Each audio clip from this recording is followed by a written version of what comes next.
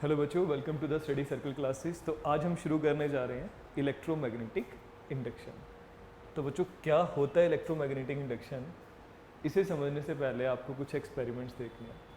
तो बच्चों, वो एक्सपेरिमेंट्स क्या हैं पहले मैं ब्रीफ में बताऊंगा, फिर हम धीरे धीरे आगे उसे एक्सप्लेन करेंगे। बच्चों, एक्सपेरिमेंट था फैराडेस के। तो फैराडे के क्या एक्सपेरिमेंट थे?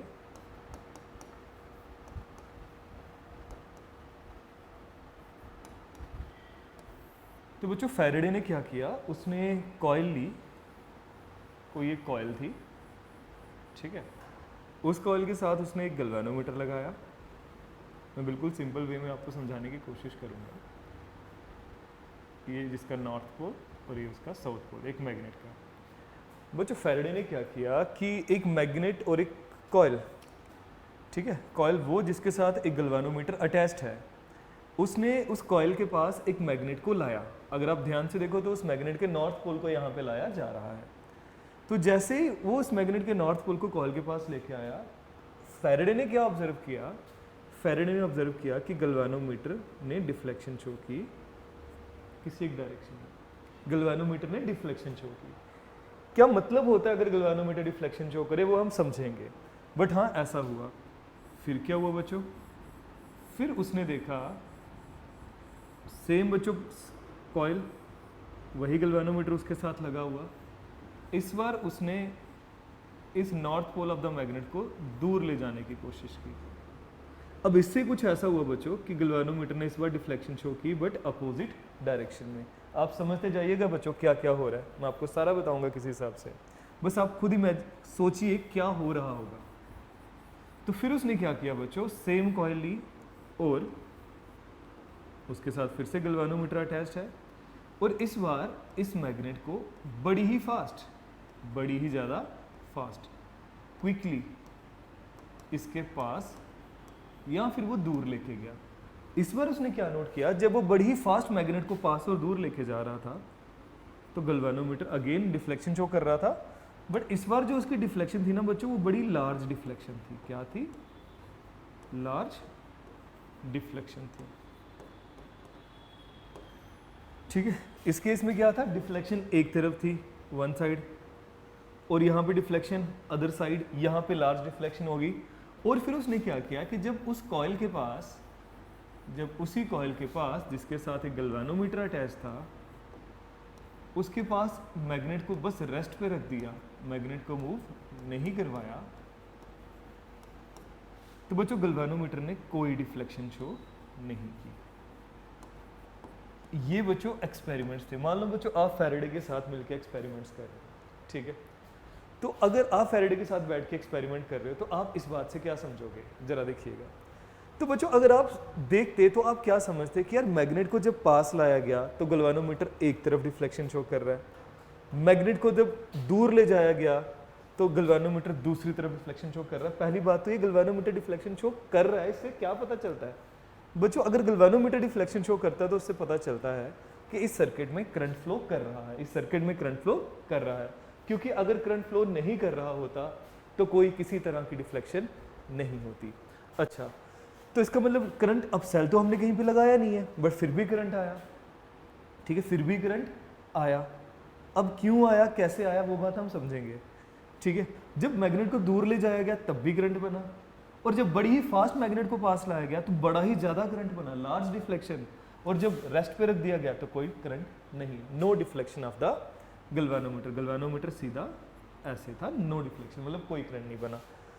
तो बच्चों इससे ये पता चलता है कि जब मैग्नेट को पास लाया जाता है, मैग्नेट का पास और दूर लाने से होता क्या। अब बच्चों आप सारे पढ़ चुके हो कि मैग्नेट के नॉर्थ पोल से, अगर मान लीजिए कि आपके पास ये कोई मैग्नेट है, ये आपके पास कोई मैग्नेट है बच्चों, तो मैग्नेट के नॉर्थ पोल से आप सारे जानते हो मैग्नेटिक फील्ड लाइंस निकलती हैं। और बच्चों ये लाइंस कहाँ जाती हैं, ये magnetic field lines north pole से निकल के यहाँ से होते हुए कहाँ जाएंगी, साउथ पोल से क्या करेंगी बच्चों, एंटर। बिकॉज आप सारे जानते हो कि किसी भी एक बार मैग्नेट की अगर हम बात करें या किसी भी एक मैग्नेटिक डाइपोल की बात करें तो मैग्नेटिक फील्ड लाइंस नॉर्थ से निकलती हैं और कहाँ से एंटर करती हैं, साउथ। और क्या साउथ पे आके खत्म हो जाती हैं? नो। तो साउथ के अंदर बच्चों ये साउथ से north inside the magnet travel करती हैं, ये सारी लाइंस ट्रेवल करेंगी बच्चों, ठीक है, इनसाइड द मैग्नेट, साउथ से नॉर्थ। तो हम इतना जानते हैं कि मैग्नेटिक फील्ड लाइंस नॉर्थ से निकलती हैं और साउथ से एंटर करती हैं, और इनसाइड द मैग्नेट वो साउथ से नॉर्थ जाती हैं। तो इसका मतलब क्या हुआ बच्चों कि जब हम इस मैग्नेट को पास लेके आ रहे थे, जब हम इस मैग्नेट को पास लेके आ रहे थे, इसका मतलब ये हुआ क्या कि इससे जो मैग्नेटिक फील्ड लाइंस निकल रही हैं, जो नॉर्थ पोल से मैग्नेटिक फील्ड लाइंस निकलती हैं, वो लाइंस किस में से निकलेंगी? वो लाइंस इस कॉइल में से निकलेंगी, वो लाइंस इस कॉइल में से निकलेंगी। और बच्चों जब लाइंस कॉइल में से निकली तो जाके क्या बना? करंट बना। तो जाके क्या बना? करंट बना, क्योंकि गैल्वेनोमीटर अगर डिफ्लेक्शन शो कर रहा है मतलब क्या बना? करंट। तो इसका मतलब ये हुआ कि जब मैग्नेटिक लाइंस निकलती हैं, देखो निकलना ही सब कुछ नहीं है, मैग्नेट को पास लेके आ रहा हूँ तो वो जो number of magnetic field lines है, जब मैग्नेट बड़ी दूर होगी तो इसमें से लाइंस नहीं निकल रही होंगी, और जैसे आप मैग्नेट को पास लेके आओगे तो इसमें से लाइंस का नंबर बढ़ जाएगा। इसका मतलब ये है कि जब मैग्नेटिक फील्ड लाइंस जो इस कॉइल में से निकल रही हैं उसका नंबर बढ़ता है तो जाके क्या बनता है? करंट बनता है। अच्छा, क्या पास आने से ही ऐसा हुआ? नहीं, जब इस मैग्नेट को दूर ले जाया गया बच्चों तब भी क्या देखा गया एक्सपेरिमेंटली? तब भी देखा गया कि गैल्वेनोमीटर ने डिफ्लेक्शन शो की, इसका मतलब तब भी करंट बना। अब इससे हुआ क्या होगा कि जब हम इस मैग्नेट को दूर लेके जा रहे थे बच्चों, तो इसके बीच में से जो लाइंस निकल रही हैं, अब वो धीरे धीरे कॉइल में से निकलने वाली लाइंस का नंबर कम होता जाएगा। जब ये मैग्नेट बड़ी दूर चली जाएगी तब इसमें से कोई लाइन नहीं निकलेगी। तो मतलब फील्ड लाइन यानी कि फ्लक्स वर्ड में यूज कर सकता हूँ बच्चों, फ्लक्स, क्योंकि आप सारे जानते हो इलेक्ट्रिक फ्लक्स होता था, number of electric field lines कितनी पास करते हैं किसी एक कॉइल में। तो बच्चों मैग्नेटिक फ्लक्स क्या होगा? तो मैग्नेटिक फ्लक्स होगा कितनी number of magnetic field lines किसी एक कॉइल या किसी एक सरफेस में से पास करती हैं, है ना। तो अगर आप देखो मैग्नेटिक फ्लक्स यानी कि field lines, magnetic field lines, पहले जब पास मैग्नेट को लेके आ रहा था तो लाइंस का नंबर बढ़ेगा, लाइंस का नंबर बढ़ेगा, और जब मैं दूर लेके जाऊंगा तो लाइंस का नंबर कम होगा। तो पास लाने से मैग्नेटिक फ्लक्स बढ़ता है, मैं कह सकता हूँ, दूर ले जाने से मैग्नेटिक फ्लक्स कम होता है। बट दोनों केसेस में क्या बना? अगर आप दोनों केसेस में ध्यान दो बच्चों, दोनों केसेस में करंट बना, दोनों केसेस में करंट बना। बट जब मैंने मैग्नेट को रेस्ट पे रख दिया, जब मैंने मैग्नेट को रेस्ट पे रख दिया तो बच्चों जो इसमें से कॉइल में से निकलने वाली लाइंस का नंबर होगा वो क्या होगा? वो फिक्स हो जाएगा, यानी कि मैग्नेटिक फ्लक्स फिक्स हो गया। जब मैग्नेटिक फ्लक्स फिक्स हो गया बच्चों तो क्या? तो इसमें कोई किसी तरह का करंट नहीं बना, इसमें कोई डिफ्लेक्शन नहीं हुई, इसमें कोई डिफ्लेक्शन नहीं हुई। ठीक है, इसका मतलब क्या बच्चों? इसका मतलब ये जब भी फ्लक्स में बदलाव आता है, जब मैग्नेट को मैं पास लेके आता हूँ तो मैग्नेटिक फ्लक्स इस कॉइल में से बढ़ता है, जब मैं इसको दूर लेके जाता हूँ तो मैग्नेटिक फ्लक्स इस कॉइल में से कम होता है। जब जब फ्लक्स में बदलाव आता है तब तब करंट बनता है, और जब फ्लक्स नहीं बदल रहा, जैसे मैंने मैग्नेट को रेस्ट पे रख दिया, अब इसमें से लाइंस का नंबर ज़्यादा और कम नहीं होगा। जब फ्लक्स में चेंज नहीं आता तो कोई किसी तरह का करंट नहीं बनता है। आई होप बच्चों आपको मेरी बात समझ आ रही है, ठीक है। और एक चीज़ और, जब मैग्नेट को बड़ी ही फास्ट पास लाया गया तो बच्चों आप जानते हो बड़ी जल्दी वो लाइन जो नॉर्थ पोल से निकल रही थी वो फटाफट निकलेंगी इसमें से, यानी कि फ्लक्स में बड़ी जल्दी चेंज आएगा। मैं ज़्यादा की बात नहीं कर रहा, बड़ा जल्दी चेंज आएगा। जैसे जब मैग्नेट दूर थी इसमें से लाइंस कम होगी, बट जैसे ही मैं मैग्नेट को पास लेके आया इसमें से निकलने वाली लाइंस का नंबर बड़ी जल्दी बढ़ेगा। बड़ी फास्ट लेके आ रहा हूँ, क्विकली लेके आ रहा हूँ तो बड़ी जल्दी लाइंस का नंबर बढ़ेगा, मतलब उतनी ही जल्दी मैग्नेटिक फ्लक्स बढ़ा। अब जितनी जल्दी फ्लक्स में चेंज आता है बच्चों, गैल्वेनोमीटर ने क्या बताया था, आप ध्यान दीजिए इस चीज़ पे, लार्ज डिफ्लेक्शन। जितनी जल्दी फ्लक्स में चेंज आता है बच्चों उतनी ही ज़्यादा, जितना जल्दी फ्लक्स में चेंज आता है उतना ही ज़्यादा करंट बनता है। ये कहाँ से पता चला बच्चों? ये फैराडेज के एक्सपेरिमेंट से पता चला। बट आप बोलोगे सर आप तो इलेक्ट्रोमैग्नेटिक इंडक्शन समझा रहे थे और आप फैराडे एक्सपेरिमेंट पे आ गए। जी हाँ बच्चों ये जो फिनोमिना आप देख रहे हो ना, जिसमें क्या हो रहा है, जिसमें मैग्नेटिक फील्ड में बदलाव करने से, या मैं ऐसा भी कह सकता हूँ मैग्नेटिक फ्लक्स जब मैं बोलूँ फ्लो, मैग्नेटिक फील्ड लाइंस का फ्लो, जब मैग्नेटिक फील्ड लाइंस का फ्लो बढ़ता है या कम होता है, फ्लक्स यानी कि नंबर ऑफ लाइंस बढ़ती हैं या कम होती हैं, तब तब करंट बनता है। और अगर कांस्टेंट रेस्ट पे रख दो मैग्नेट को तो लाइंस का नंबर कम हो, कांस्टेंट हो जाएगा तो करंट नहीं बनता। ये जो पूरा फिनोमिना है, इसी फिनोमिना को हम इलेक्ट्रोमैग्नेटिक इंडक्शन कहते हैं। गॉट इट बच्चों? इसी फिनोमिना को हम कहते हैं इलेक्ट्रोमैग्नेटिक इंडक्शन। तो अगर आपसे कोई बोले डिफाइन इलेक्ट्रोमैग्नेटिक इंडक्शन, तो बच्चों मैं इलेक्ट्रोमैग्नेटिक इंडक्शन को ऐसे लिख सकता हूं, क्या बच्चों? It is a phenomena. ये क्या है बच्चों? ये एक फिनोमिना है। कौन सा phenomena? It is a phenomena of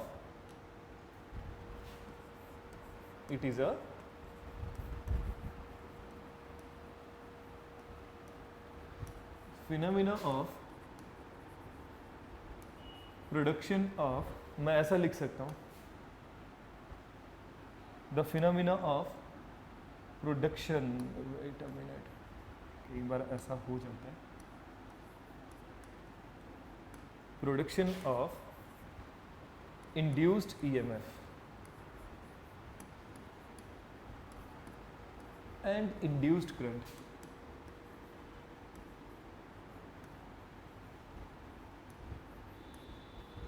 in a circuit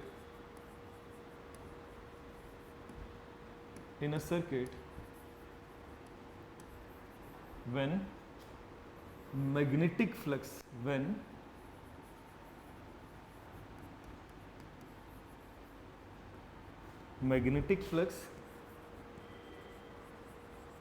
linked with a circuit changes। बच्चों देखो फ्लक्स मतलब नंबर ऑफ फील्ड लाइंस, तो आप सीधा कह देते कि मैग्नेटिक फील्ड में भी चेंज आता है तो भी होगा, ठीक है, चलेगा बच्चों ये भी, ठीक है।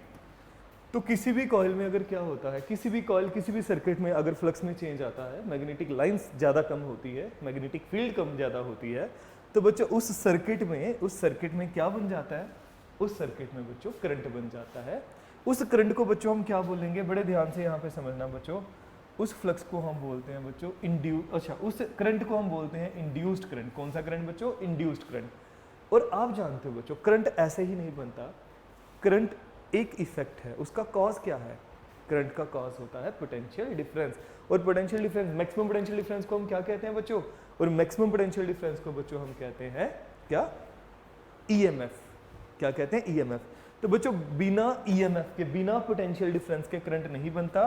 तो अगर आप पिछली स्लाइड में जो मैंने आपको समझाया, आप अगर यहाँ पे ध्यान दो, अगर फ्लक्स में चेंज आने से करंट बन रहा है तो करंट से पहले क्या हुआ होगा, what is current, flow of charge, वो तभी हुआ होगा अगर इसमें कोई एक पोटेंशियल डिफरेंस सेटअप हो गया होगा।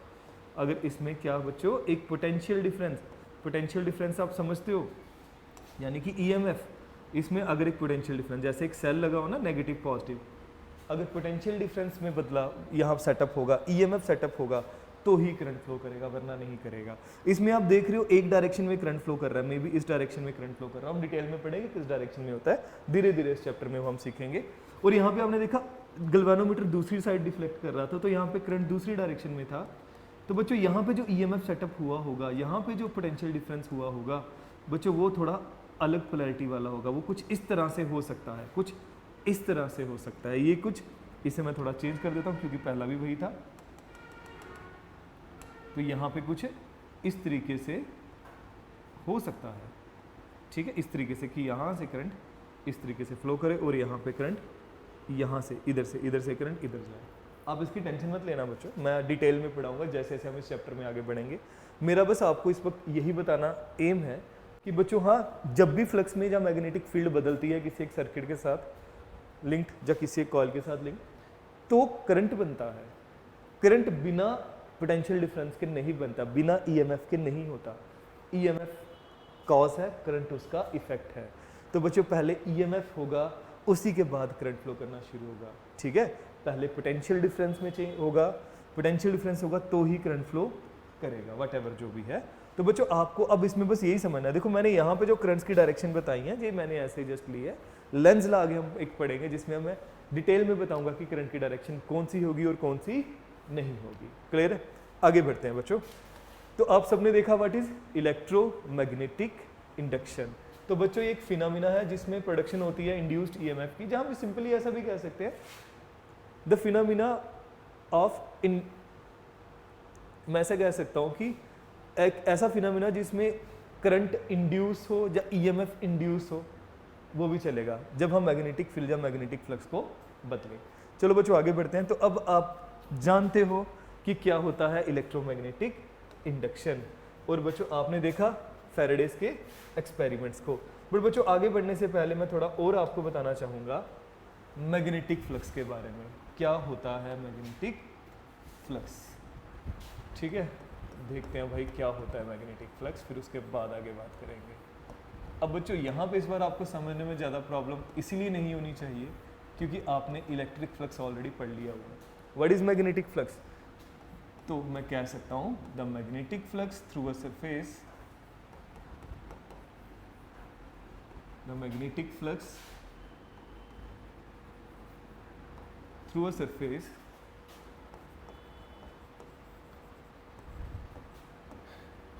is defined as the number of magnetic field lines passing through that surface। उस सरफेस में से कितनी मैग्नेटिक फील्ड लाइंस पास कर रही हैं बच्चों, जितनी मैग्नेटिक फील्ड लाइंस पास करेंगी उतना ही क्या होगा, मैग्नेटिक फ्लक्स। अब बच्चों मैथमेटिकली मैग्नेटिक फ्लक्स क्या है, जैसे इलेक्ट्रिक फ्लक्स को आपने मैथमेटिकली बच्चों में बताया, बिल्कुल वैसे। तो बच्चों अगर आपके पास ये कोई सरफेस है, ठीक है, ऐसे बच्चों ये सरफेस रखा गया है, तो बच्चों एरिया वेक्टर की डायरेक्शन आप सारे जानते हो, परपेंडिकुलरली आउटवर्ड। मान लीजिए इसमें से इसे रखा गया इलेक्ट्रिक फील्ड में, तो इलेक्ट्रिक फील्ड लाइंस इसमें से निकल रही हूँ। मैं इसका कलर थोड़ा बदल देता हूँ ताकि आप अच्छे से समझ पाओ क्या है।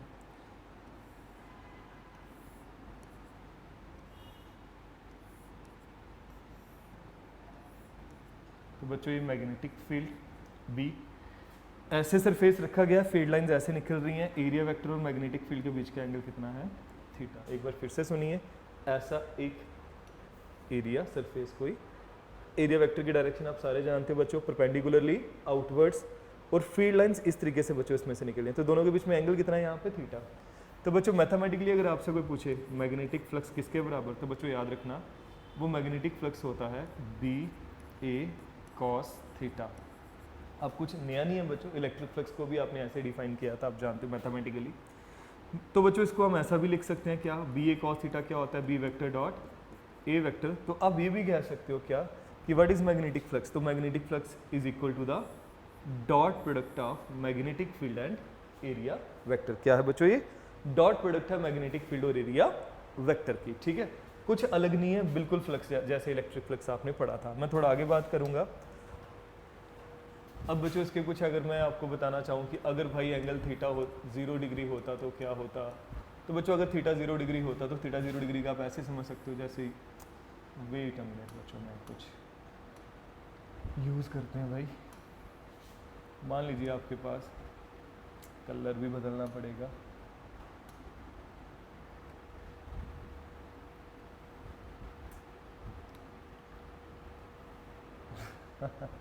ये क्या हो रहा है,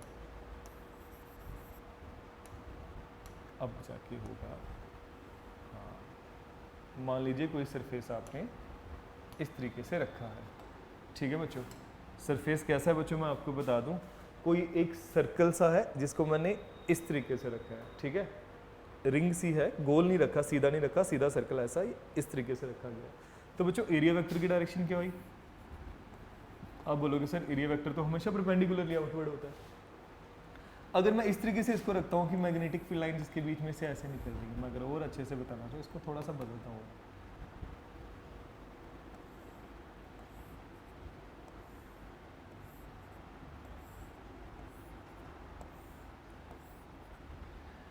इसका कलर थोड़ा बदल देते हैं क्योंकि ये अलग है, ये एरिया वेक्टर है भाई, ये आपका एरिया वेक्टर, ये एरिया वेक्टर, और ये बच्चों क्या, ये आपका मैग्नेटिक फील्ड।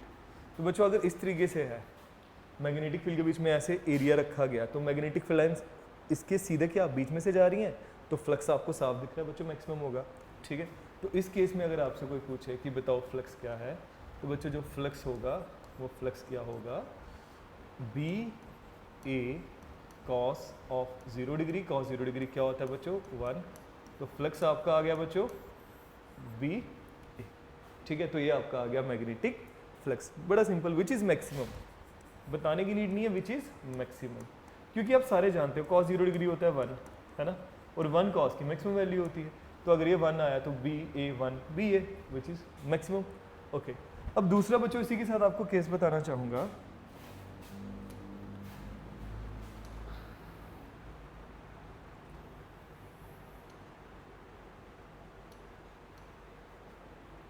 दूसरा इसी के साथ बताना चाहूँगा कि भाई अगर थीटा 90 डिग्री हो तो बच्चों थीटा 90 डिग्री आप ऐसे इमेजिन कर सकते हो, मैं आपको बता दूँ। जैसे भाई ये था कुछ, ये कोई सरफेस रखा गया बच्चों, अब ठीक है। अब बच्चों इस बार वही जो एरिया था उस एरिया को मैंने देखो सर्कल सा इमेजिन कीजिए, उस सरफेस जो सर्कुलर था उसको ऐसे रखा गया है, ठीक है, इस तरीके से रखा गया बच्चों वो सर्कुलर सरफेस, ठीक है, ऐसे अगर सर्कल है इस तरीके से रखा गया। ओके, तो बच्चों अब एरिया वेक्टर की डायरेक्शन क्या होगी? आप बोलोगे सर एरिया वेक्टर की डायरेक्शन तो परपेंडिकुलर होती है सर्कल के, बिल्कुल बच्चों, तो ये आपका आ गया एरिया वेक्टर, ठीक है। अब बच्चों यहाँ से मैग्नेटिक फील्ड लाइंस भी निकल रही होंगी बच्चों, अब मैग्नेटिक फील्ड लाइंस की भी कोई डायरेक्शन होगी, तो मैग्नेटिक फील्ड लाइंस के बच्चों इस तरीके से बच्चों ये रखा गया है। आप मुझे खुद बताओ बच्चों, अगर इस तरीके से आपने सिर्फ एरिया सीधा नहीं है, ये ऐसा सर्कल नहीं है बच्चों, मैं बता दूं, इसको पकड़ के थोड़ा सा ऐसे किया गया, तो लाइन इस सर्कल के ऊपर से निकल रही है, नीचे से निकल रही है, बट इसके बीच में से नहीं निकल रही होंगी, तो फ्लक्स इसमें क्या है बच्चों? आप बोलोगे सर इस बार फ्लक्स क्या है? 0 है। फ्लक्स बच्चों इस बार 0 होगा। तो बच्चों मैं कैसे लिखूंगा? अगर मतलब फ्लक्स यहाँ पे 0 है तो आप खुद देख लो mathematically, flux B A cos of 90 degree, cos 90 degree क्या होता है बच्चों? Cos 90 degree 0, so B A 0, तो आपने खुद देखा बच्चों फ्लक्स क्या आ गया? 0। तो अगर इस तरीके से रखोगे तो फ्लक्स क्या होगा? 0 होगा, ठीक है। अब आगे बढ़ते हैं बच्चों, तो आपने सीखा फ्लक्स क्या है, कितनी number of magnetic field lines pass करती हैं किसी एक सरफेस में से, ठीक है। मैथमेटिकली क्या है? बी डॉट ए, ठीक है, या बी ए कॉस थीटा, और अगर थीटा 0 है तो क्या होगा, थीटा 90 है तो क्या होगा, वो आपने देखा। आगे बढ़ते हैं बच्चों, अगर आपसे कोई बोले कि भाई इसके एसआई यूनिट क्या होते हैं, तो एसआई यूनिट इसके याद रखिएगा बच्चों क्या होते हैं? वेबर। और सिंबल बच्चों इसके लिए जो हम यूज़ करते हैं वो होता है WB, ओके, ठीक है। तो एसआई यूनिट फ्लक्स के आगे वेबर बच्चों। अब वैसे ही आपसे अगर कोई पूछे कि भाई डायमेंशनल फार्मूला बता दो वेबर का, फ्लक्स का, तो बच्चों आप डायमेंशनल फार्मूला बड़े आराम से बता सकते हो, ठीक है, क्योंकि आप सारे जानते हो फ्लक्स क्या होता है। एज वी नो फ्लक्स होता है बी ए कॉस थीटा। तो अगर आपसे कोई पूछे फ्लक्स का डायमेंशनल फार्मूला क्या होता है बच्चों, बी का डायमेंशनल फार्मूला, ए का, कॉस थीटा का तो डायमेंशन ही नहीं होते, आप सारे जानते हो, तो उसको लिखने की नीड ही नहीं है। अब बच्चों अगर फ्लक्स का डायमेंशनल फार्मूला चाहिए तो बी, पहले तो मैग्नेटिक फील्ड इंटेंसिटी का चाहिए आपको। अब बच्चों ये आपको सिखाया गया, आपको याद होगा, मैं कुछ याद दिलाता हूँ, आप सबने एक रिलेशन पढ़ा था कि एक चार्ज पार्टिकल फोर्स एक्सपीरियंस करता है मैग्नेटिक फील्ड में, F is equal to Q B V sine theta. यहाँ पे बच्चों मैंने आपको बताया था कि मैग्नेटिक फील्ड इंटेंसिटी के यूनिट क्या होंगे, को हम ऐसा लिख सकते हैं ना, F upon Q B sine theta, F upon Q B sine theta, हम लिख सकते हैं इसको। तो अगर ऐसा लिख सकते हैं तो बी के डायमेंशनल फार्मूला क्या बच्चों, जो फोर्स का डिवाइडेड बाय जो चार्ज का, जो वेलोसिटी का, और साइन थीटा, अगेन इसका कोई डायमेंशनल फार्मूला नहीं होता। तो फोर्स का अगर हम लिखे तो फोर्स का क्या, m1 l1 t minus 2, charge का बच्चों करंट इनटू टाइम AT कहता हूँ, और वेलोसिटी का आप सारे जानते हो l1 t माइनस 1, ठीक है। तो मैग्नेटिक फील्ड इंटेंसिटी का डायमेंशनल फार्मूला क्या आया, m1 l, बच्चों आप खुद देख सकते हो l1 यहाँ से हम कैंसिल कर सकते हैं, तो लिखने की नीड नहीं है इसको, तो भाई m1 l 0 लिख लो अगर लिखना है तो। अब यहाँ पे t माइनस 1 ऊपर जाके प्लस 1, माइनस t की पावर माइनस 2 प्लस 1 माइनस 1, और a ऊपर जाके क्या हो गया बच्चों, a माइनस 1। तो बच्चों ये b का डायमेंशनल फार्मूला जो आपने पहले किया हुआ था, अगर आपको पता है तो बहुत अच्छी बात है, नहीं है तो भाई बता दिया आपके लिए, m1 l0 t minus 1 a minus 1। और बच्चों इस a को आप एरिया मत समझिए, ये a को एम्पेयर मत समझना, एरिया का डायमेंशनल फार्मूला L2, एक बार फिर से बता रहा हूँ, दिस इज एरिया, एरिया का डायमेंशनल फार्मूला L2। तो बच्चों फ्लक्स का क्या आया, m1 l2 t minus 1 a minus 1। किसी बच्चे को कोई डाउट हो प्लीज़ मुझे बता दे, ठीक है। एक बार फिर से आप देख सकते हो, फोर्स का डायमेंशनल फार्मूला आप सबको पता है क्या होता है, ठीक है, m1 l1 t minus 2, charge का आपको पता है करंट इनटू टाइम होता है, चार्ज एक डिराइव्ड क्वांटिटी होती है बच्चों, और वेलोसिटी का l1 t माइनस 1। तो बच्चों एक छोटी सी बात आपको और बताना चाहूँगा, आपने शायद वो गलती पकड़ ली होगी बच्चों, देखो t1 और -1 ये तो कैंसिल हो गए, तो ऊपर t2 ही आएगा, तो यहाँ पे t क्या आएगा, 2 ही आएगा। यहाँ पे मैं इसको थोड़ा सा करेक्ट कर देता हूँ भाई, तो t क्या है यहाँ पे, मैं वही सोच रहा था कि कुछ तो है जो मैं यहाँ पे अलग कर रहा हूँ, t माइनस 2, और यहाँ पे भी बच्चों क्या होगा, t -2 ही होगा और यहाँ पे भी t -2 ही होगा, ठीक है। तो आपने देखा बच्चों क्या होता है वेबर। वैसे बच्चों अगर आपसे कोई पूछे हाँ जी डिफाइन कीजिए 1 वेबर क्या होता है, तो बच्चों आप डिफाइन भी कर सकते हो 1 वेबर को बड़े आराम से। Definition of 1 weber. अब बच्चों जैसा कि आप सारे जानते हो कि भाई फ्लक्स होता है b vector dot a vector, और भाई वो b vector dot a vector class 11 से देखते आ रहे हो ba cos थीटा।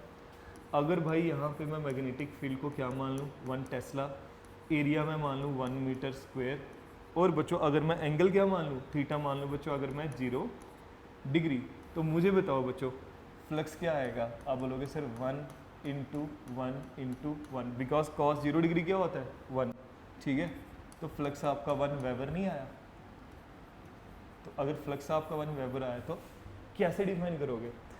अब बोलोगे सर फ्लक्स को हम 1 वेबर तब बोलेंगे अगर किसी एक यूनिट एरिया को, मेरी वर्डिंग बड़े ध्यान से सुनना, अगर किसी एक यूनिट एरिया को, अगर ये एरिया मान लीजिए बच्चों क्या है 1 मीटर स्क्वायर, यूनिट एरिया को मैं मैग्नेटिक फील्ड में रखता हूँ। कैसी मैग्नेटिक फील्ड में रखता हूँ बच्चों, मैग्नेटिक फील्ड में रखता हूँ जिसकी स्ट्रेंथ कितनी है 1 टेस्ला। जिसकी स्ट्रेंथ कितनी है बच्चों मैग्नेटिक फील्ड की 1 टेस्ला। अगर मैं एक यूनिट सर्फ एरिया को, कोई सरफेस जिसका यूनिट एरिया है उसको मैं मैग्नेटिक फील्ड में रखता हूँ, और कैसे रखता हूँ बच्चों, मैग्नेटिक फील्ड के एरिया को परपेंडिकुलर रखता हूँ। ये वर्ड बड़े ध्यान से सुनना, एरिया को परपेंडिकुलर रखा मतलब एरिया वेक्टर को कैसे रखा। अब बोलोगे सर एरिया को परपेंडिकुलर मतलब एरिया वेक्टर को रखा पैरेलल, क्योंकि एरिया वेक्टर खुद एरिया के क्या होता है परपेंडिकुलर। तो अगर ऐसे रखते हो भाई तो जो फ्लक्स होगा तो वो फ्लक्स क्या कहलाएगा 1 वेबर, ठीक है। तो आप लिख सकते हो बच्चों नोटबुक पे। तो 1 weber, the flux through a surface is said to be 1 weber if its area is 1 meter square and it is placed perpendicular in a magnetic field of 1 Tesla. Clear? तो ये बच्चों क्या था आपका, ये था आपका 1 वेबर क्या होगा। तो बच्चों आपने डिटेल में पढ़ा फ्लक्स क्या है, ठीक है, मैग्नेटिक फ्लक्स क्या है, आपने डिटेल में पढ़ा इलेक्ट्रोमैग्नेटिक इंडक्शन क्या है, ठीक है। अब आगे बात करेंगे बच्चों। अब इसमें से ना कुछ बच्चों को हो सकता है दिमाग में आए कि सर अच्छा किसी क्लोज सरफेस में से फ्लक्स क्या होगा। तो बच्चों याद रखना magnetic flux through a close surface is always 0। क्या बच्चों, मैग्नेटिक फ्लक्स, मेरे ख्याल में इस कलर से थोड़ा सा मुश्किल ना हो जाए कहीं समझने में, देखने में, मैं इसको मिटा देता हूँ। क्या बच्चों, ये बात याद रखना, नोट रखना, magnetic flux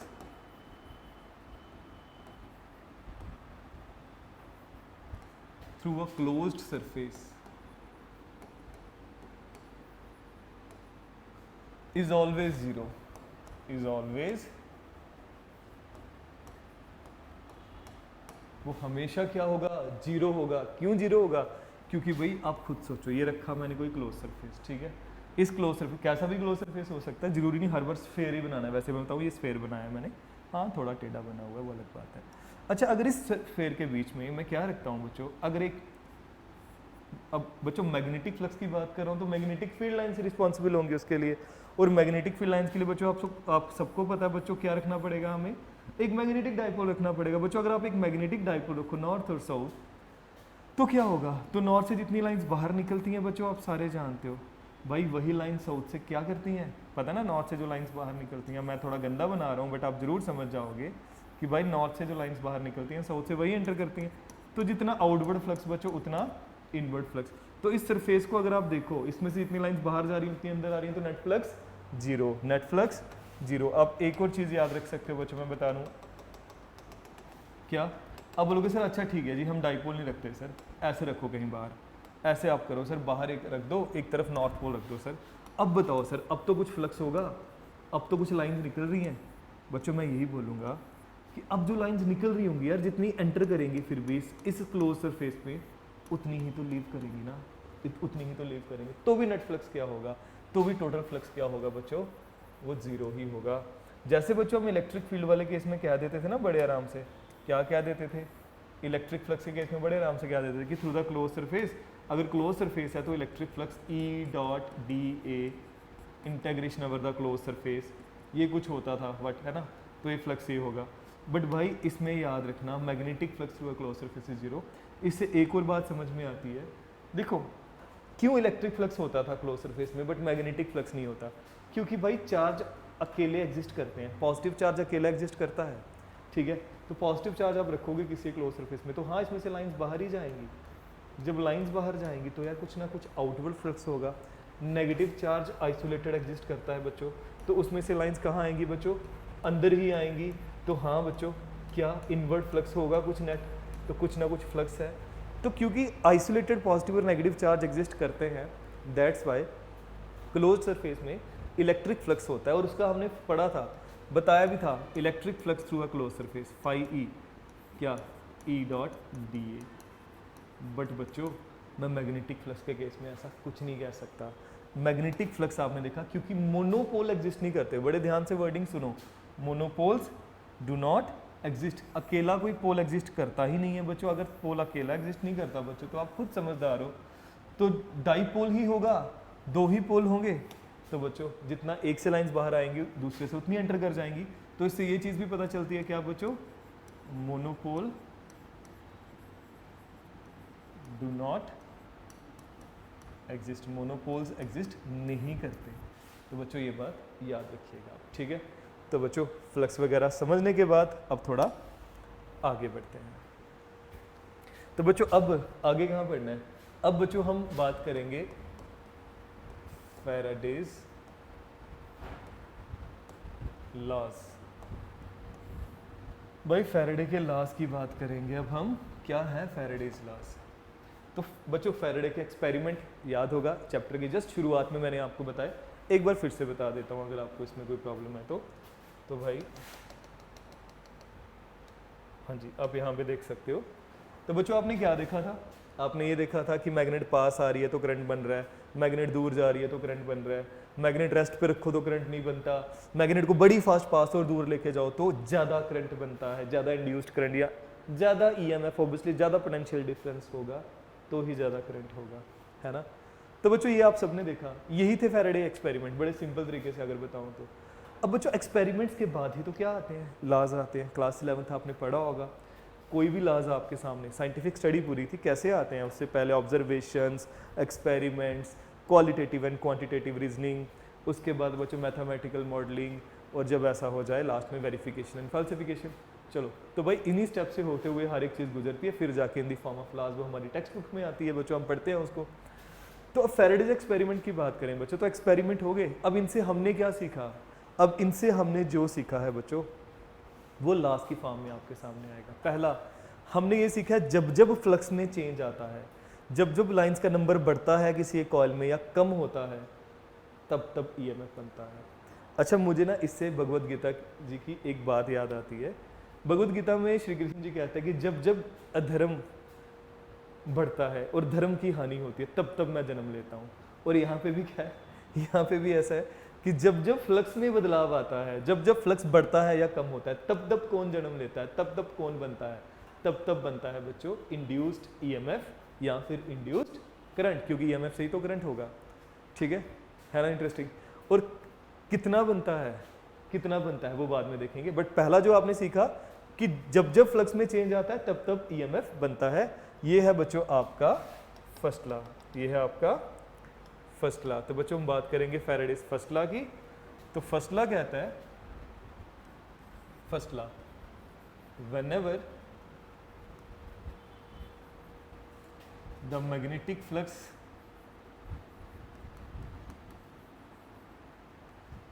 linked with the coil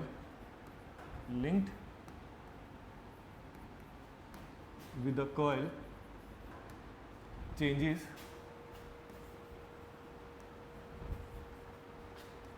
and induced EMF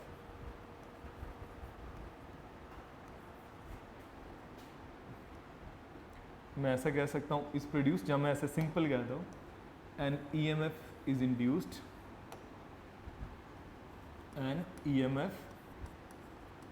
induced which, जो कब तक रहता है बच्चों, which last as long as the change in magnetic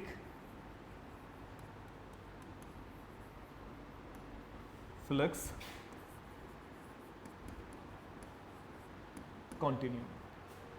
जब फ्लक्स में चेंज आता है भाई, जब whenever the magnetic flux linked with the coil changes, तब क्या बनता है भाई, एक इंड्यूस्ड ईएमएफ बनता है। और वो इंड्यूस्ड ईएमएफ कब तक रहता है, वो तब तक रहता है विच लास्ट, वो तब तक लास्ट करता है, रहता है जब तक फ्लक्स में चेंज आता रहता है। ठीक है, एक्सपेरिमेंट से समझा।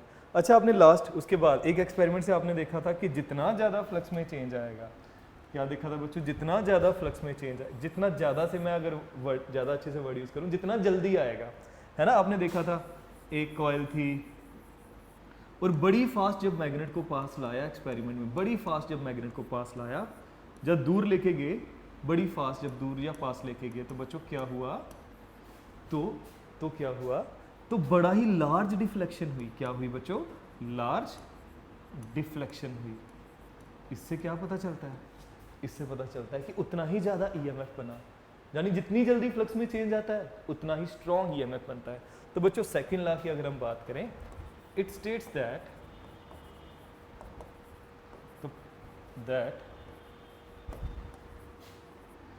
the magnitude of induced EMF, the magnitude of induced EMF is directly proportional to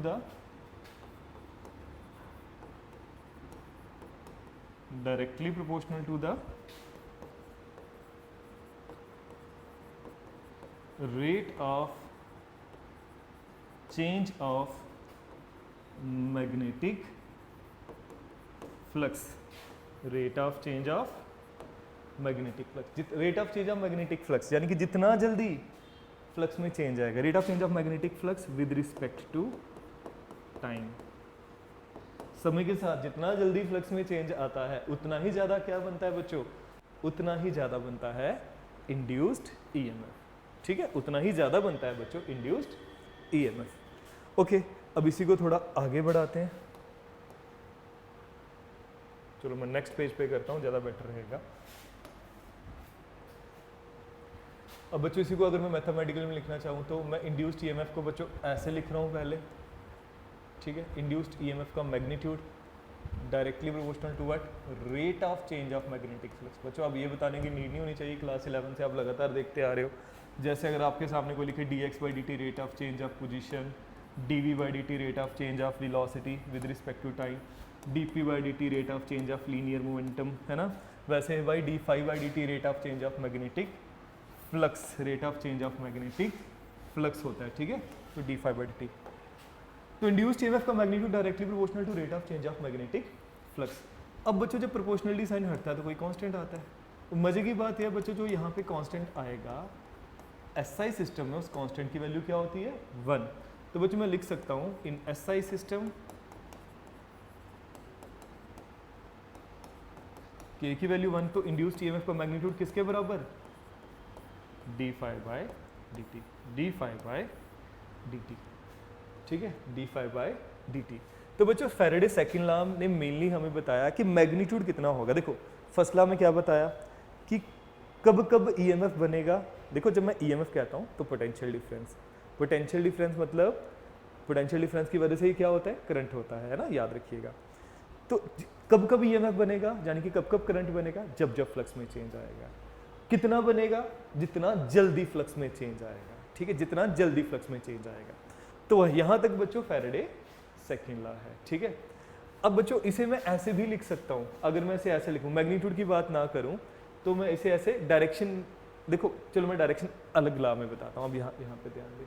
तो कब कब बनेगा, कितना बनेगा, ये समझने के बाद जो इंड्यूस्ड ईएमएफ होगा उसकी पोलैरिटी क्या होगी, यानी कि उसकी वजह से जो करंट होगा उसकी डायरेक्शन क्या होगी। अब वो बच्चों हमें बताया किसने, लेंज ने। तो उसने भी एक लॉ दिया जिसका नाम है लेंज लॉ। बड़ा जबरदस्त लॉ, बड़ा ही जबरदस्त लॉ। क्या कहता है लेंज लॉ, ये लॉ कहता है the polarity of induced EMF is such, वो कुछ ऐसी होती है दैट द इंड्यूस्ड करंट, कि उसकी वजह से जो इंड्यूस्ड करंट होगा, the induced current flows in a direction, वो कुछ ऐसी डायरेक्शन में फ्लो करेगा, इन ए direction which opposes the cause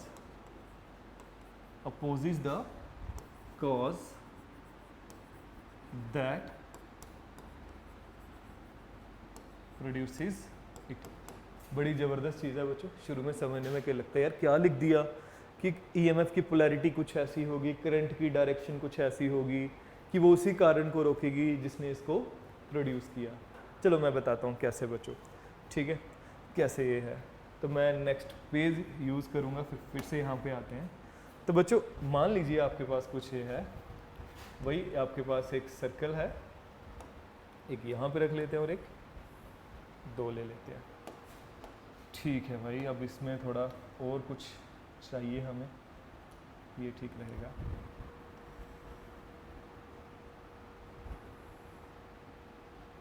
हाँ जी, और अब हमें जहाँ पे चाहिए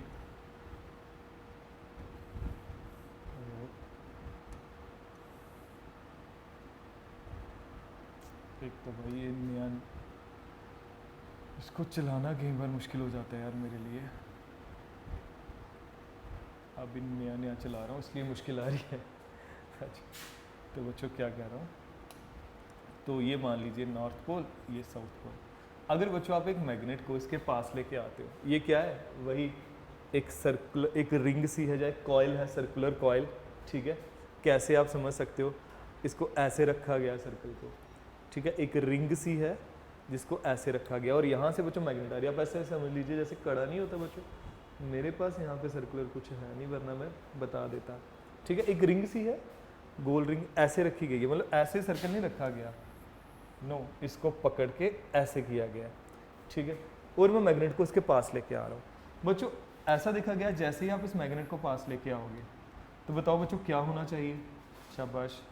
अब बोलोगे सर आप पास लेके आ रहे हो, सर इसके बीच में से ना लाइंस का नंबर बढ़ेगा, पक्का बढ़ेगा लाइंस का नंबर, क्योंकि नॉर्थ पोल से लाइंस निकलती हैं, नॉर्थ पोल से लाइंस निकलती हैं, तो वो बच्चों नॉर्थ पोल से जो लाइंस निकली हैं तो यहाँ से लाइंस फ्लक्स बढ़ जाएगा, ठीक है। अब बच्चों जैसे इसमें फ्लक्स बढ़ा, तो फ्लक्स बढ़ने से क्या हुआ, जैसे ही इसमें फ्लक्स बढ़ा बच्चों, तो फ्लक्स बढ़ने से क्या हुआ, इंड्यूस्ड ईएमएफ सेटअप हो गया, है ना। और जब इंड्यूस्ड ईएमएफ सेटअप होता है तो उसकी वजह से क्या करता है, आप बोलोगे सर करंट फ्लो करता है। ईएमएफ यानी कि पोटेंशियल डिफरेंस होगा तो ही तो करंट फ्लो करेगा। कॉज इफेक्ट समझते हो आप, ईएमएफ क्या है, कॉज है, पोटेंशियल डिफरेंस कॉज है, और करंट क्या है, उसका इफेक्ट है। तो बच्चों इसमें करंट बन जाएगा, अब करंट फ्लो करेगा। अब करंट किस डायरेक्शन में फ्लो करेगा ये समझना बड़ा इंपॉर्टेंट है।